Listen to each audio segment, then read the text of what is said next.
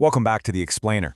Today, we're looking at a really fascinating piece of the hazardous area classification puzzle. Now, we usually get hyper-focused on the source of a leak, right? Like a faulty valve or a ruptured seal. But think about this. Take the exact same leak, same size, put it in the open wind, and it's gone in seconds. Seal it in a room, and it can sit there, building toward the explosive range for hours. Ventilation isn't just some minor footnote in the codes. It's literally half the equation. Okay, let's dive into this. Imagine you've got the exact same gas leak, exact same volume, exact same pressure. Out on an open, windswept process deck, the wind just tears it apart and the danger is gone in moments. But take that same leak and put it inside a closed, unventilated equipment room? Completely different story. That gas just lingers. It creeps closer and closer to its explosive range. So you have two entirely different environments completely changing how we classify the exact same hazard. To understand how international safety codes actually measure this difference, we have to look at a magic number heavily referenced in standards like IEC 60079-10 and API. That number? 0.5. Specifically, 0.5 meters per second. This is the baseline minimum wind speed that creates remarkably effective natural ventilation. Above this threshold, dilution happens so fast that even continuous releases get swept away and diluted below their lower explosive limit almost instantly. And to put that into perspective, out on an open offshore rig, your average wind speeds are frequently well over 2 meters per second. Now, what's really interesting about this slide is how the IEC code actually applies this.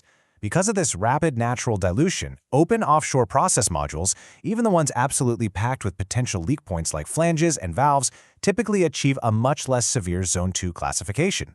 Remember, these are secondary grade sources, meaning they aren't expected to leak during normal operations. But without that free wind, those exact same components could force you right into a highly restrictive Zone 1. But what happens when you take away the sky? Enclosed or semi-enclosed spaces, like down in the hull of a ship or deep inside a facility, don't get that free, continuous wind. To compensate for restricted natural ventilation, you have to use artificial or mechanical ventilation. This means relying on forced fans moving a precisely calculated volume of fresh air per hour to essentially carry the load. And here's the catch. If you're relying on mechanical ventilation to keep a space safe, that system's availability and reliability becomes your actual classification basis. It's not an afterthought. If those fans fail, your safe zone completely disappears, which is why the codes are so incredibly strict about alarms and automatic shutdowns if ventilation is lost. And this brilliantly illustrates how the math plays out in the real world. Looking at a standard API drilling rig layout, the derrick floor up top is completely open to the wind. It's adequately ventilated naturally, so boom, it's a Zone 2. But look right underneath it at the cellar. It's below grade.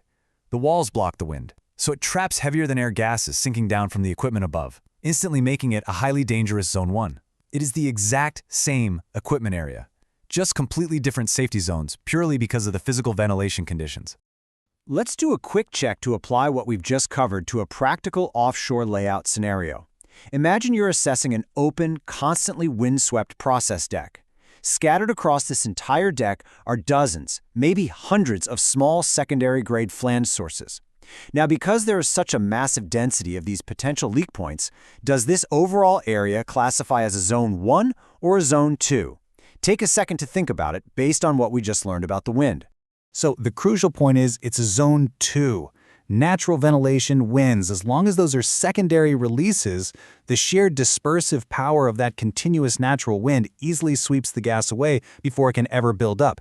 The density of all those small sources simply does not override the incredible dilution power of good natural ventilation. So just to recap what we've covered so far, natural wind above 0.5 meters per second gives you fast, reliable dilution for free, while enclosed spaces require engineered mechanical fans to do that same job. Let's move to and see how this builds into Part 2, where we're going to tease out the intense mathematical calculations required. We'll be calculating exactly how much air volume you actually need, how long a gas cloud persists, and the required paperwork that formally proves your facility is safe. We know intuitively and observationally that the wind saves you, right? It clears the gas.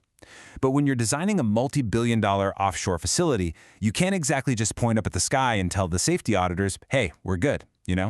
So how do you formally, mathematically prove it on paper to satisfy those strict international safety codes? Think about how these environmental realities translate into hard, rigorous documentation, and I'll see you in Part 2 to break it all down.